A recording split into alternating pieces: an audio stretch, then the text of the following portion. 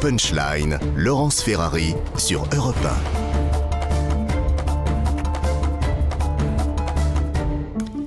Et bienvenue à tous et à toutes si vous nous rejoignez à l'instant dans Punchline sur Europe 1 et sur CNews. Bienvenue à nos auditeurs qui nous rejoignent à l'instant. Nous sommes en plateau avec Karim Zerebi, consultant CNews. Merci d'être resté, bonsoir. Karim.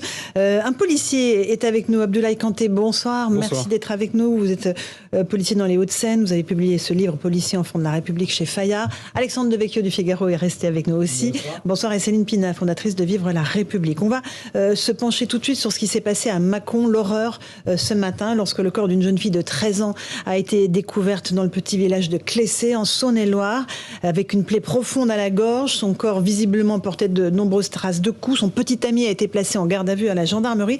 Je vous propose juste d'écouter en direct le procureur de la République de Mâcon, Éric Jallet. Il s'exprime sur ce qui s'est passé. Écoutez-le. Le contrôle du parquet de Mâcon a placé en garde à vue ce garçon. Encore une fois, son identité ne peut pas être révélée au regard du principe de la présomption d'innocence et au regard de son âge.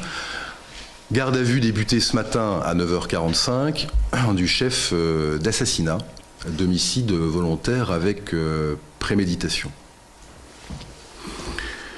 Ce garçon a été visité par un médecin légiste qui a constaté des lésions au niveau des mains qui pouvaient être compatibles avec des coupures et des griffures. Le garçon a été visité par un médecin qui a notamment pratiqué des prélèvements au niveau des ongles. Il a bénéficié de l'assistance d'un avocat et a été entendu cet après-midi à partir de 15h. Ces premières déclarations confirment qu'il a commis les faits d'homicide volontaire. Il reconnaît avoir, comme à son habitude depuis quelques jours, convenu d'un rendez-vous avec cette jeune fille, qu'il s'était muni d'un couteau, qu'il avait discuté avec elle, qu'il avait placé ce couteau dans sa manche et après avoir discuté quelques instants avec elle, lui avait porté 3 coups de couteau au niveau du cou. Elle avait tenté de fuir et il l'avait rattrapée, avait tenté de l'étrangler, puis avait porté à nouveau des coups de couteau, laissant le couteau sur place et rentrant chez lui. Il a été interpellé à l'école, en réalité, ce matin. Les investigations, vous le comprendrez, sont encore en cours. Un examen psychiatrique du mis en cause en garde à vue, des analyses ADN de comparaison entre les prélèvements effectués sur le manche du couteau et l'ADN du gardé à vue. Différentes exploitations notamment du cahier intime de la jeune fille et d'autres auditions de l'environnement pour préciser encore une fois la nature des relations qu'il pouvait entretenir avec la victime. Le gardé à vue n'a pas d'antécédent judiciaire, aucune condamnation. La seule chose que l'on sache, c'est que il avait lui-même été victime de violences de la part de son père en janvier. Ces éléments doivent être exploités à ce stade en termes notamment de la cellule familiale, évidemment. Vous comprendrez qu'à ce stade de la garde à vue, qui a commencé uniquement ce matin à 9h45, l'enquête n'est pas clôturée. Les reconnaissances des faits par le gardé à vue doivent donner lieu, encore une fois, à des auditions plus précises et je dirais, doivent se poursuivre. En tout état de cause, aujourd'hui, la qualification qui est retenue est encore une fois celle d'assassinat.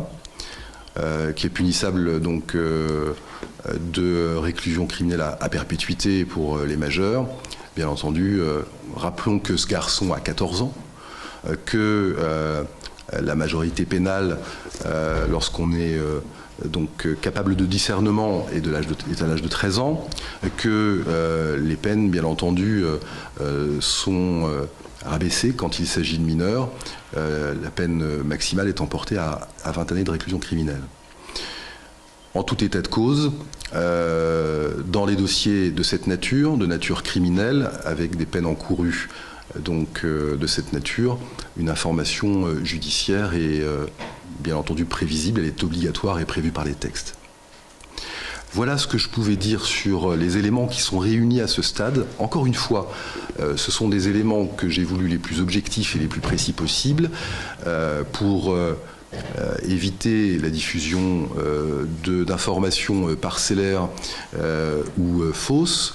Et il est évident que cela donc, donnera lieu à un communiqué de presse plus précis ou en tout cas plus actualisé demain de la part du parquet de Mâcon ou de celui de Châlons qui est pôle criminel concernant cette nature de fait.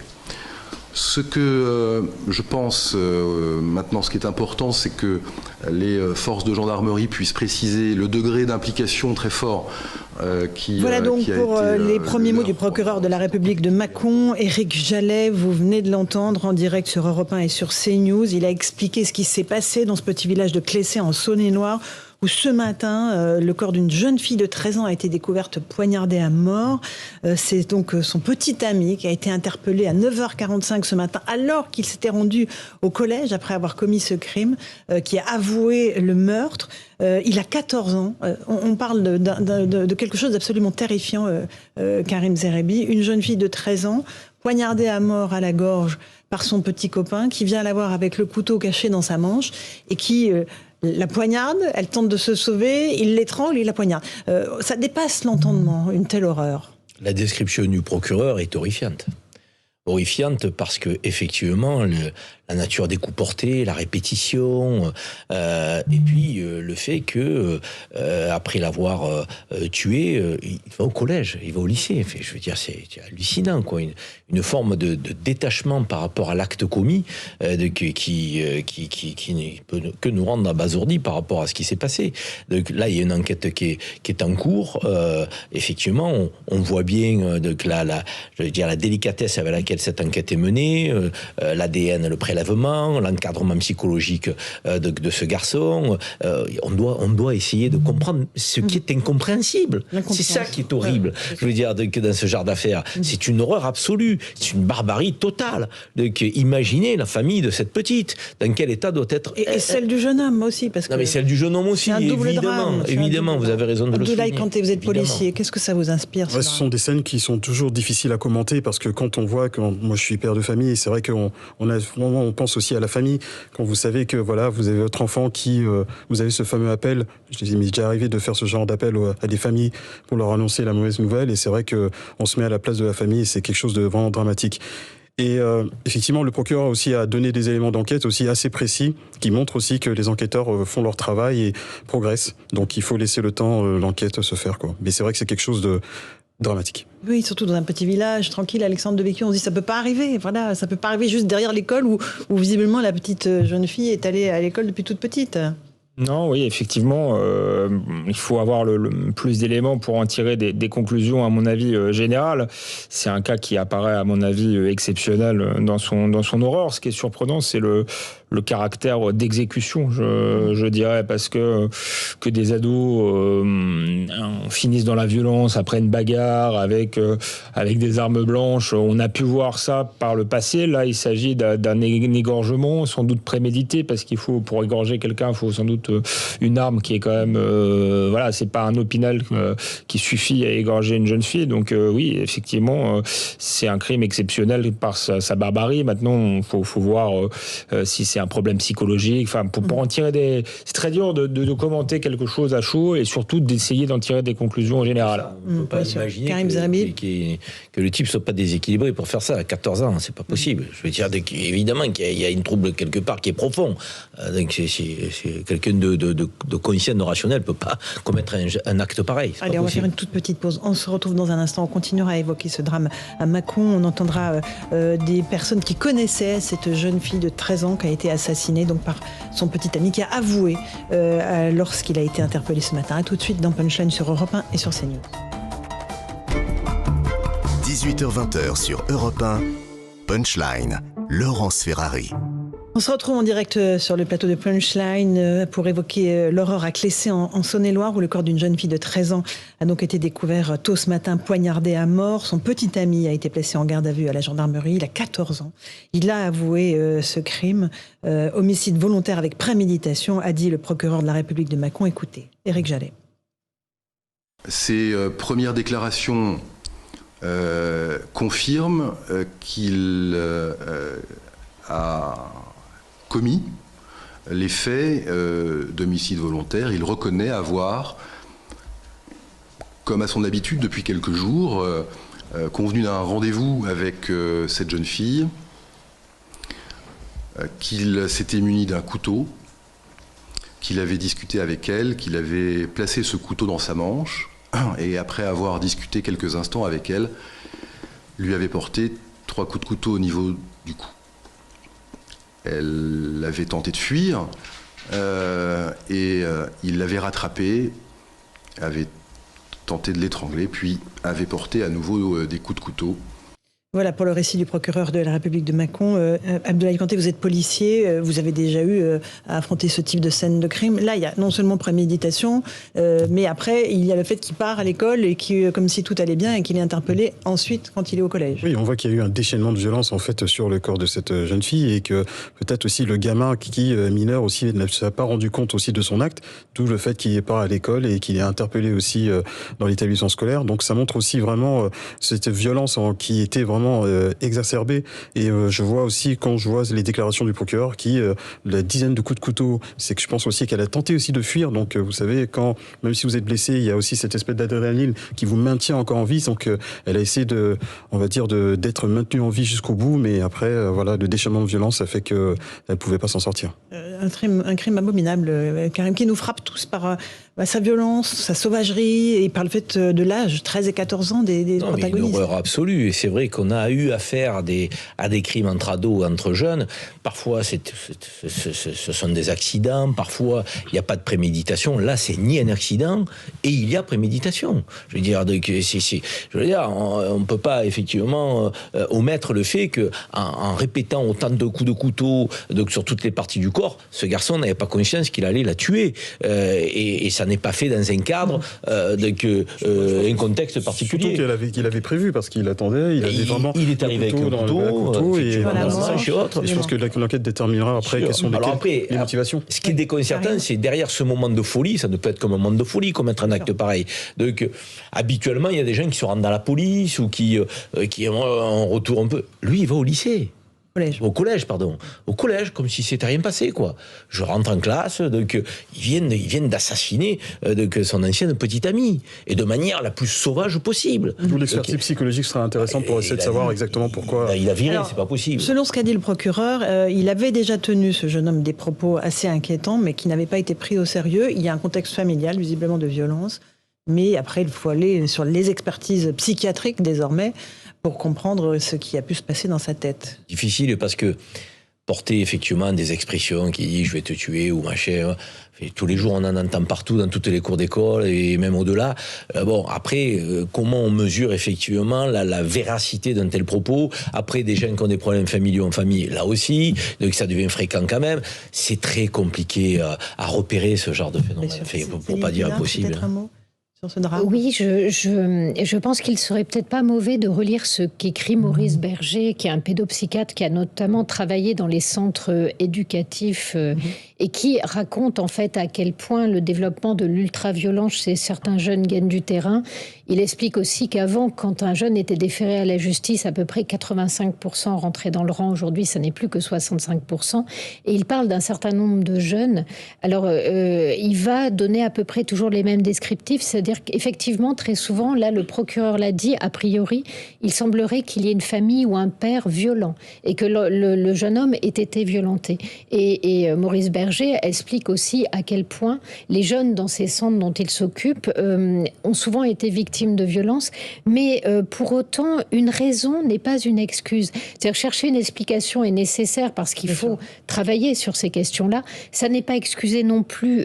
Dans ce cas-là, il y a une victime et un assassin. Et quelque part, tous les enfants battus ne deviennent pas des assassins. Beaucoup d'enfants battus, au contraire, vont se battre pour la justice, pour que d'autres enfants ne subissent pas le même sort.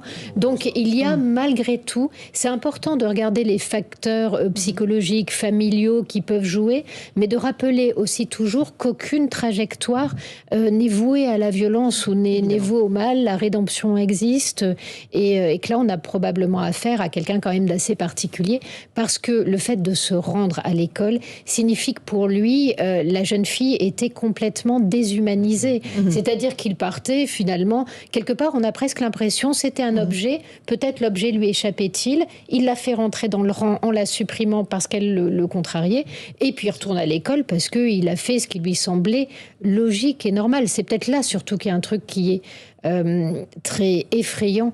C'est ce détachement très froid, alors que la scène qui est décrite montre que le jeune homme n'a pas pu ne pas se rendre compte de l'horreur qui était sous ses yeux. Alexandre Devecchio, le procureur, a précisé qu'il a été mis en examen pour assassinat, ce qui vaut la réclusion criminelle à perpétuité pour les majeurs, comme il est mineur. Ce sera 20 ans de réclusion criminelle. Et évidemment, c'est un temps nécessaire pour mettre la société à l'abri de ce genre d'individu et lui-même aussi. Oui, faut voir s'il va faire vraiment les 20 ans, mais en tout cas, il va falloir du temps pour comprendre et pour mettre sans doute la société à l'abri. Ce qui est inquiétant là-dedans, je suis d'accord avec Céline, je lis aussi ce que fait le docteur Maurice Berger avec beaucoup d'intérêt, mais c'est souvent des individus qui sont violents, qui pratiquent la violence en bande, qui ont un casier judiciaire. Là, c'est pas le cas. Ouais. C'est pas le cas. Là, ce qui surprend, c'est la froideur et ce qu'elle disait dans la deuxième partie en disant que pour lui, c'était sans doute un objet. C'est vrai que ça fait froid dans le dos. On a l'impression de quelqu'un qui est psychopathe en réalité, qui a aucun affect. Et c'est ce genre de choses qui sont. C'est pour ça qu'il faut sans doute qu'il soit mis à l'abri de la société très longtemps. C'est-à-dire, ça ne peut pas se soigner. J'ai envie de dire, la rédemption est très compliquée face à quelqu'un qui a psychologiquement malade, quoi. Mais après, encore une fois, on parle sans avoir les éléments du. On a ce que nous a donné le procureur. Karim, ensuite Abdoulaye Kanté. Il est possible de le soigner ou pas. Ce qui est certain, c'est que le mettre hors d'état de nuire en l'enfermant nécessite quand même un accompagnement psychiatrique et ce qui fait quand même trop souvent défaut en prison. Je veux dire, parce que nous protéger pendant 10 ans, 15 ans, 20 ans, certes, mais derrière, l'objectif, c'est qu'il va sortir à 34 ans s'il fait 20 ans. Donc, bon, avec les remises de peine, avec les remises de peine, c'est ce que j'allais dire, il pourra sortir peut-être à 30 ans ou moins. Rendez compte? S'il n'est pas traité, s'il n'est pas accompagné, qu'est-ce qu'on fait? On fait sortir en puissance quelqu'un qui peut réitérer. Exactement. Abdoulaye Kanté, un dernier mot sur cette affaire. Je pense que non, mais c'est comme avait dit Alexandre, je pense qu'on attend les conclusions définitives de l'enquête parce que c'est vrai qu'on anticipe, mais c'est sûr et certain que quand on voit le déchaînement de violence et aussi, il faut aussi accentuer aussi sur la personnalité aussi du garçon pour savoir quelles étaient ses motivations, pourquoi il a fait ça, est-ce qu'il y avait des signes avant-coureurs qui laissaient penser qu'il allait penser à l'acte. Donc ce sont des choses qui seront déterminantes et je pense que l'expertise psychologique sera très psychiatrique, sera très importante. Voilà, on pense à la victime et à sa famille. Céline, le procureur a dit à un moment donné que l'excuse de minorité, quand on pensait que la personne était capable de discernement, tombait. Donc du coup, peut-être que la condamnation à perpétuité est malgré tout possible. Alors là, pour le coup, sachant qu'il n'y a pas de perpétuité réelle en France. Mais pour des individus comme ça, qui peut, à mon avis, même psychiatriquement, peuvent être difficilement soignés, les faire sortir jeunes, ça pose vraiment une question. C'est un cas exceptionnel, mais peut-être qu'un cas exceptionnel nécessite une justice exceptionnelle.